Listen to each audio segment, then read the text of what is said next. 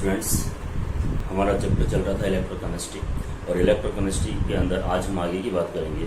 ठीक है, और आज का हमारा टॉपिक है नॉन्स्ट समीकरण। अब नॉन्स्ट समीकरण क्या है, क्यों आया, किस लिए आया, उसके लिए हम यहाँ पे बात करेंगे। ठीक है, हमने इससे पहले यहाँ पर कुछ सेल का विद्युतवाहक बल ज्ञात किया था, लेकिन वो था इकाई सांद्रता के लिए।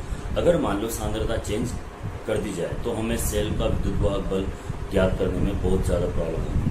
तो वैज्ञानिक नॉन्स्ट ने एक नया समीकरण दिया जिसमें किसी भी सांद्रता पर सेल का विद्युतवाहक बल ज्ञात किया जा सकता है। ठीक है, तो इसके दो टाइप से हम यहाँ पर सेल का विद्युतवाहक बल निकाल सकते हैं। दोनों ही टाइप आप यहाँ पे समझ लीजिए।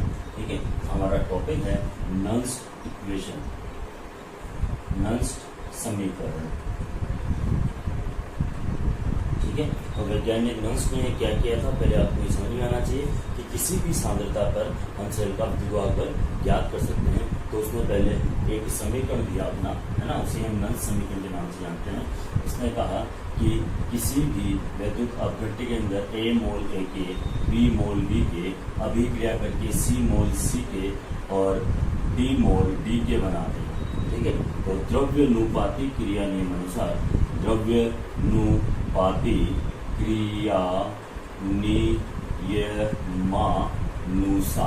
अगर हम इसके ऊपर द्रव्यानुपाती क्रिया नियम लगाते हैं तो यहाँ पे के साम्य अवस्था स्थिरांक बराबर सी की सांद्रता मोलों की संख्या, बी की सांद्रता मोलों की संख्या, ए की सांद्रता मोलों की संख्या, बी की सांद्रता मोलों की संख्या प्राप्त होती है। समीकरण नंबर 1 हमारे पास यहाँ पे ये आगे बेटा समीकरण नंबर 1। ठीक है, अच्छा, वैज्ञानिक नॉन्स्ट ने गिब्स मुक्त ऊर्जा और सेल के विद्युतवाहक बल के मध्य एक संबंध दिया था। उस संबंध के बारे में मैं आप लोगों से चर्चा कर देता हूँ। ठीक है, तो उसने एक संबंध दिया था, ये डेल्टा जी बराबर delta G naught plus R T L N K. ठीक है, ये समीकरण था। ठीक है ना, तो डेल्टा जी बराबर क्या है, गिब्स मुक्त ऊर्जा, डेल्टा जी नोट बराबर क्या है बेटा, मानक गिब्स मुक्त ऊर्जा, आर आप जानते हो गैस कांस्टेंट है, टी टेम्परेचर है ना, और एल के लोग का घटक होता है, के यहाँ पे कांस्टेंट है। हम जानते हैं कि क्या जानते हैं बेटा, डेल्टा जी बराबर होता है माइनस एन एफ ई। मैंने आपको कहा था कि ये मान आगे आएगा जो हमें यहाँ पे ध्यान में रखना है। ठीक है, ओके। अब देखो मैं यहाँ पे इसको दो भागों में बांट के लिख देता हूँ। ठीक है, ओके। डेल्टा जी का मान समीकरण नंबर 2 में रखने पर, ठीक है, डेल्टा जी का मान समीकरण 2 में रखने पर, ठीक है, तो समीकरण नंबर 2 में मैं डेल्टा जी का मान रख देता हूँ। ये लोग माइनस एन एफ ई बराबर, देखो जी नोट क्या है, मानक अवस्था में है, तो विद्युत वाहक बल भी मानक आ जाएगा। एन आप जानते हो, एन एफ कूलॉम आवेश की मात्रा है, ई क्या है, सेल का विद्युत वाहक बल है, तो यहाँ पे minus N F E naught आएगा बेटा। ठीक है, ओके। अच्छा जी, अब यहाँ पे देखिए प्लस, ठीक है, plus R T L N K. Okay, इसको मैं देता हूं समीकरण नंबर 3, दे दिया बेटा। ठीक है, अब देखिए अगर हम पूरी समीकरण को समान संख्या से गुणा या भाग करें तो कोई फर्क नहीं पड़ेगा। तो समीकरण नंबर 3 में एन एफ का भाग देने पर, ठीक है, तो समीकरण नंबर 3 के अंदर माइनस एन एफ का भाग देने पर, सुनना ध्यान से, माइनस एन एफ का मैं भाग दे रहा हूं, तो यहाँ पे माइनस एन एफ बटा माइनस एन एफ बटा माइनस एन एफ, क्या होगा, एन एफ से एन एफ यहाँ कैंसिल हो जाएगा। ठीक है, और मेरे पास नई समीकरण आ जाएगी, ई बराबर E naught minus R T L N K upon N F. Okay, चलो जी, हम यहाँ पे लिख देते हैं L N equals to 2.030 log x। ठीक है, तो यहाँ मान रखते हैं बेटा, ई बराबर E naught minus 2.303 R T लोग के अपॉन एन एफ।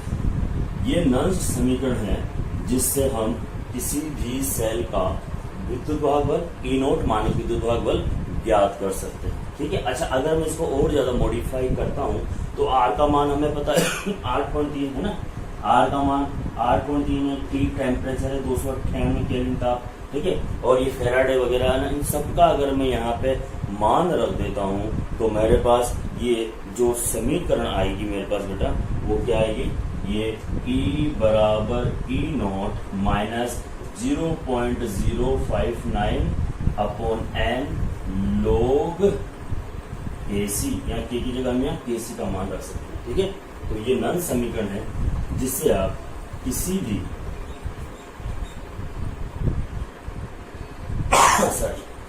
किसी भी सेल का विद्युत वाहक बल किसी भी सांद्रता पर कैसे मतलब सांद्रता, ठीक है, किसी भी सांद्रता पर निकाल सकते हो। बात समझ आई क्या? मैं इसको वापस से समझा देता हूँ। मेरे पास के और भी तरीके हैं बहुत अच्छे समीकरण, बहुत प्यारी है, अच्छी सी देखो नंस समीकरण। पहली चीज तो आपको समझ में आना चाहिए कि नंस समीकरण आई क्यों, क्योंकि इससे पहले सेल का विद्युत वाहक बल जब हम ज्ञात करते थे तो इकाई सांद्रता पर या निश्चित सांद्रता पर ज्ञात करते थे। आपको पता है गैल्वेनिक सेल में हम बैटरी सांद्रता 1 मोल या 0.1 मोल है ना, इतना कुछ लेते थे। लेकिन यहाँ पे अगर मान लो सांद्रता चेंज कर दी जाए और फिर आपको विद्युत वाहक बल निकालना पड़े तो कैसे आप यहाँ निकालोगे, तो वैज्ञानिक नर्स ने हमें बताया था। इसका दूसरा एक और तरीका है जो मैं भी आपको समझाऊंगा। हम क्या करते हैं, हमेशा सेल का अपचयन विद्युत वाहक बल ही मेजर करते हैं, ठीक है, और फिर उसको प्लस में करके ऑक्सीडेशन ऑक्सीकरण विभव भी निकालते हैं, ठीक है। तो आपको सिर्फ ये समझना है, ये एक समीकरण है, ठीक है, जिसमें अभिकारक उत्पाद बन रहे हैं, साम्य अवस्था में है, द्रव्यानुपातिक क्रिया नियम लगाया, के का मान निकाला, फिर हमें ये पता है कि जो संबंध है वो क्या क्या होता है बेटा, उस संबंध के बारे में हमने यहाँ पे बात की, डेल्टा जी का ये संबंध होता है, ठीक है। गिब्स मुक्त ऊर्जा का मैंने आपको ये दिखाया भी है, डेल्टा जी का मान माइनस NFE होता है, तो डेल्टा जी और डेल्टा जी नोट का मान मैंने समीकरण में रख दिया, माइनस NF से मैंने इसको डिवाइड किया, ये समीकरण है और इसे हम गिब्स मुक्त ऊर्जा समीकरण करते हैं, ठीक है। अब देखो यहाँ पे एक और चीज है, ठीक है, यदि यहाँ पर अभिकारक और उत्पादों की सांद्रता इक्वल हो जाती है, ठीक है, तो सांद्रता इक्वल हो जाएगी तो Kc का मान हो जाएगा 0, तो टोटल वैल्यू क्या हो जाएगी, 0 हो जाएगी। उस कंडीशन में सेल का विद्युत वाहक बल मानक विद्युत वाहक बल के बराबर होता है। सेल का विद्युत वाहक बल मानक विद्युत वाहक बल के बराबर होता है इकाई सांद्रता पर, जब अगर सांद्रता इकाई अस्थिर हो जाती है अभिकारकों या उत्पादों, ठीक है बेटा। ये पूरी नई समीकरण है जो कि आपके सामने है और आपको ये आनी चाहिए, ठीक है, और ये कोई इतनी खास भी नहीं है, ठीक है, कि आपको ना ही आए, ऐसा कुछ इसमें नहीं है स्पेशल कि साथ कुछ प्रॉब्लम हो जाए या नहीं आए, ठीक है। चलो अब हम यहाँ थोड़ी सी बात कर लेते हैं आपको, ठीक है। अब देखो इसको हम एक और तरीके से लिखते हैं, इसी समीकरण को हम एक और तरीके से लिखते हैं गिब्स मुक्त ऊर्जा में। गैल्वेनिक सेल के लिए अगर हमें ये लिखना है, गिब्स गैल्वेनिक सेल के अंदर अगर हमें नंस समीकरण लिखनी है तो हम कैसे लिखेंगे, सामने देखना बेटा, E बराबर E naught cell minus 0.059 upon n log, ऊपर हमेशा एनोड की सांद्रता को लिखेंगे, ध्यान रखना, कंसंट्रेशन ऑफ एनोड, एनोड की सांद्रता को लिखेंगे, और नीचे कंसंट्रेशन ऑफ कैथोड, कैथोड की सांद्रता को लिखेंगे। अगर मैं इसको गैल्वेनिक सेल में एंटर करवाता हूँ समीकरण को, तो कैसे लिखूंगा बेटा, E बराबर E note minus 0.059 upon n log। आपको पता है कि एनोड जिंक का बना होता है तो उसकी सांद्रता हमेशा आयनों की होगी, Zn+2 आयनों की सांद्रता अपॉन Cu+2 आयनों की सांद्रता। तो ये हमारे पास गैल्वेनिक सेल के लिए विद्युत वाहक बल निकालने का फॉर्मूला आ जाता है आपके सामने, ठीक है, ओके। चलो जी, अब मैंने कहा था एक और तरीका है, उसको भी मैं यहाँ पे लिख देता हूँ, उसको भी मैं समझाता हूँ। दूसरा तरीका ये निकालना, क्योंकि क्या है कि नई नई किताबें, नई नई चीजें हैं, उसमें बच्चों को अलग अलग मेथड मिलते हैं, तो बच्चों को जो मेथड समझ में आ जाए, जो मेथड उसके लिए इजी है, ठीक है, आप वही याद कीजिए, ओके। नंस समीकरण में तो वैज्ञानिक नंस ने किसी भी सेल के अपचयन विभव को निम्न द्वारा प्रदर्शित किया, निम्न समीकरण द्वारा प्रदर्शित किया, और वो समीकरण क्या थी, देखिए, किसी भी सेल का अपचयन विभव निकालना या अपचयन होता है तो हम किस तरह से लिखते हैं बेटा, M+N, धातु आयन इलेक्ट्रॉन ग्रहण करके धातु बना रहा है, अपचयन हो रहा है बेटा, अपचयन हो रहा है, ठीक है। ओके, दिख रहा है साफ साफ। ओके, तो हम यहाँ पर इसके लिए सेल, इसके लिए नंस में इसको निम्न प्रकार से लिखा। कैसे देखो, ई सेल का विद्युत बल m प्लस ऑब्लिक n, देखो यहाँ धातु से धातु आयन बन रहा है, इसका मतलब अपचयन हो रहा है, equals to E naught m plus oblique n, ठीक है। ओके, माइनस, सीधा लिख देता हूँ, ठीक है, माइनस यहाँ पे मैं प्लस में लिख देता हूँ पहले, फिर इकाई मान लेंगे, ठीक है। माइनस 2.030 RT अपॉन NF लोग, ठीक है, और ऊपर धातु की सांद्रता अपॉन धातु आयन की सांद्रता। ये समीकरण जो आपको डायरेक्ट याद करनी होती है, ठीक है। अच्छा जी, देखिए धातु की सांद्रता को हमेशा इकाई मानते हैं, ठोस अवस्था में होती है, तो हम इसको ऐसे लिखेंगे क्या, E M plus M, E naught M plus M minus 2.303 RT NF RT लोग 1 अपॉन धातु आयनों की सांद्रता। इन सबका मान रखेंगे तो E M plus oblique N equals to E naught M plus M, ठीक है, माइनस 0.059 अपॉन एन, और ये लोग 1 अपॉन धातु आयनों की सांद्रता। ऐसे भी निकालते हैं। फिर हम इसको अप्लाई कर देते हैं। एक बार कैथोड के लिए तो 1 गैल्वेनिक सेल में 1 जेड आयनों की सांद्रता, एक बार एनोड के लिए तो कैथोड के लिए तो 1 कॉपर आयनों की सांद्रता, फिर निकाल के मान निकाल देते हैं, पूरा मान हमारा समझाते हैं। ये दूसरा तरीका है, और एक तरीका पहले और एक तरीका ये। तो आपको एक जोर थोड़ी सी ध्यान में रखनी पड़ेगी बच्चों, जो पहले वाला तरीका है वही हमारे बोर्ड का मेन तरीका है, ठीक है ना। तो उसी को आप ज़्यादा से ज़्यादा फॉलो करोगे, और कोई प्रॉब्लम हो तो आप इससे डिस्कस करोगे। ये आपकी नल समीकरण है, और मेरे हिसाब से इसमें कोई भी प्रॉब्लम नहीं है। हाँ, आपकी बुक में से मैं 1-2 न्यूमेरिकल्स और देख लेता हूँ, ठीक है, और मैं समझा देता हूँ आपको। तो न्यूमेरिकल्स भी आप इजी वे में कर सकते हो, ठीक है। चलो जी, आपके पास ये न्यूमेरिकल है आपकी बुक का, हम थोड़ा सा इसको टाइम देते हैं, है ना, और इसके बारे में बात भी कर देते हैं।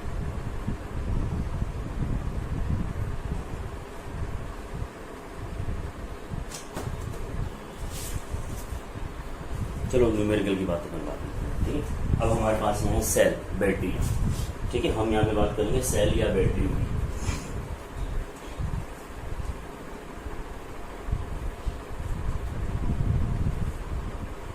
बैटरियां, सेल, ठीक है। हम यहाँ पे बात करेंगे बैटरियां या सेल।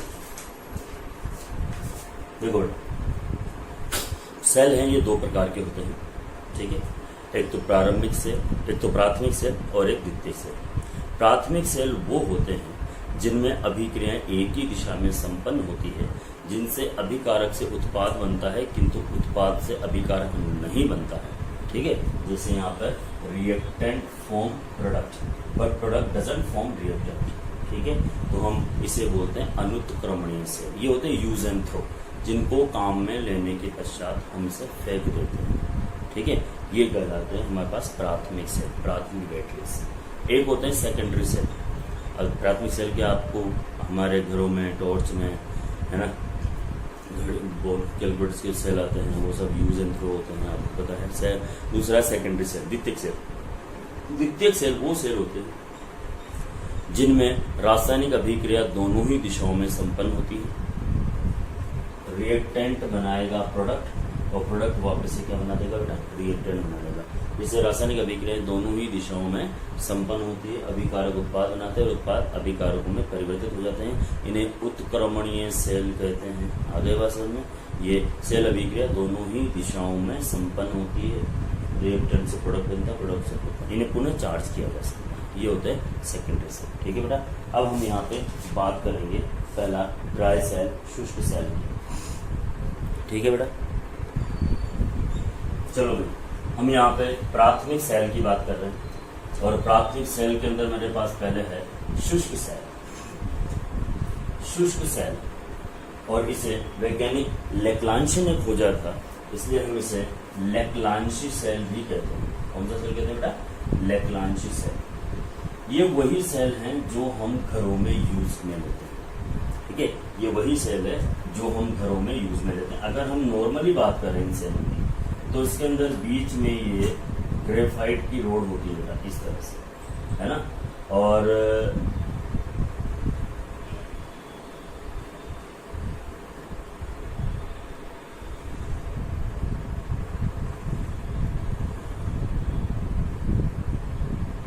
ठीक है, ये ग्रेफाइट की छड़ होती है। इसके चारों ओर एक पेस्ट भरा होता है। अभी कौन कौन सा पेस्ट होता है, हम उन सारे पेस्ट के बारे में बात करेंगे। और ये जो अस्तर है, ये जिंक का अस्तर होता है, ठीक है, जो कि यहाँ पे काम करता है। ओके, ये सेल है जिसके बारे में हम यहाँ पे बात करने वाले हैं आप लोगों से। ये पेस्ट पूरा कंप्लीट भरा हुआ है नीचे, ठीक है बेटा।